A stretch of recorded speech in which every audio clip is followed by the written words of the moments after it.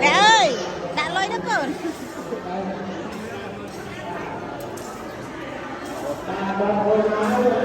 Con ơi, con đã lôi vườn lên. Đã lôi nữa.